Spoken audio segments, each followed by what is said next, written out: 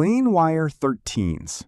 These are the thinnest strings inside a piano, sitting at the very top of the treble at around 0.031 inches, or 0.8 millimeters across.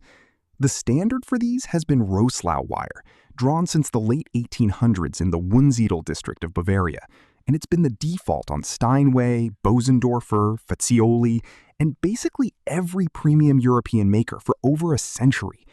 The 13s sit in groups of 3 strings per note, all tuned to the exact same pitch, which is what gives the top octave that bright, glassy, almost bell-like attack. And this is the part that breaks pianists' hearts a little. The top octave of every modern grand has no dampers at all. The strings are so short and so stiff, they decay on their own in under a second, so adding dampers would just add weight to no real purpose. That's why a Horowitz recording feels like it's lit from inside on the high register. That's literally undamped wire ringing into the room. Plain wire 15s and 16s. These cover the high tenor, roughly the 2 octaves above middle C, sitting between 0.036 and 0.041 inches. Still plain steel, still in triple string unisons, but the tension per string climbs to around 165 pounds each, which is why this section of the piano is doing the real harmonic work in any Romantic era piece. What sets this gauge apart is that it's where scale design starts to matter. Steinway's duplex scaling, patented in 1872 by Theodore Steinway, lets the unused portion of these strings vibrate sympathetically behind the bridge to add upper partials. Fazioli kept the duplex, but extended it further down the scale on the F308. Okay, that's the kind of sentence I should probably explain. Basically, the dead part of the string behind where the hammer hits, that bit is also ringing, just very quietly, and it's coloring everything you hear. Plain wire 18s and 19s.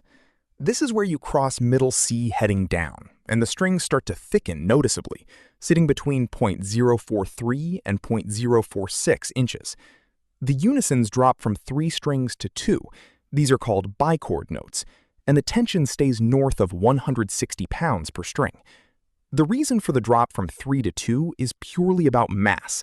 A thicker string already moves more air, so you don't need a third one to keep the volume up.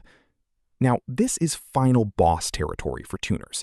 The bichord break is the hardest section of the piano to keep in tune, because 2 strings beating against each other amplify any drift, while 3 strings tend to average it out. Most concert technicians will tune this section last and twice. Wound 20s and 21s. Here's where the real shift happens. Around the lowest A below middle C, depending on the model, the strings transition from plain steel to a steel core wrapped in copper winding, exactly like a guitar bass string, except much longer and under far more tension.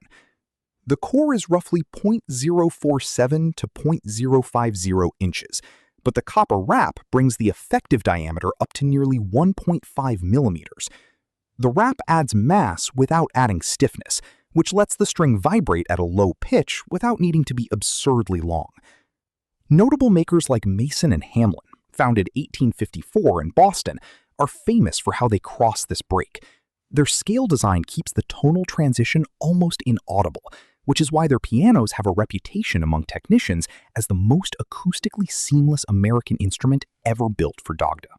Single wound bass, 22s through 24s. Now you're in the genuine bass.